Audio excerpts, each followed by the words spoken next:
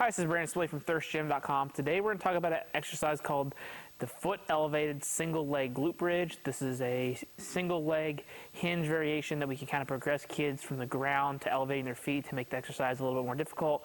And we got the unilateral aspect by just focusing on one leg.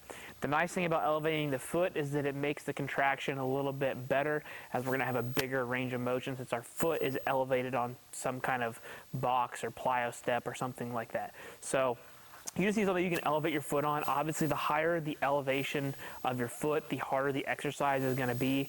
So think of that when you're working with your athletes or clients and how you're going to progress them. You can obviously weight this as well by using sandbags or med balls or dumbbells or kettlebells. I'm going to show this unweighted, but just know that's how you can load up the exercise as well. So we're just going to get on our back like a regular glute bridge. And what we're going to do is we're going to start with both feet on the box here, lean back, and as you notice, I'm basically in a sit-up position. Then what I'm going to do is I'm going to take one leg, I'm going to extend it out, try to keep it relatively level with my torso, so you don't want it up like this. We're going to keep it elevated with our torso. Really going to focus on the heel push, so you'll notice your athlete's not going to be able to get their foot flat. It's just, they're just not going to have the ankle mobility, and that's totally normal. Nobody's going to be able to get that, especially the higher the box gets. So we're really going to focus on just pushing the heel in through the box, leg straight. Make sure our pelvis is neutral. We don't want to be arched. We don't want to arch through our back as we press. So get those ribs down, feel the back into the floor. We're going to focus on the leg that's on the box, and we're going to push high. Brief hold, back. Brief hold, back. So what you'll find, some kids will initially feel their hamstrings before they feel their glutes.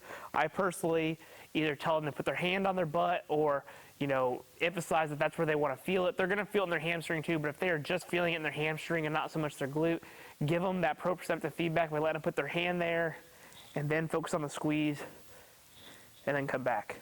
And then you would obviously switch legs.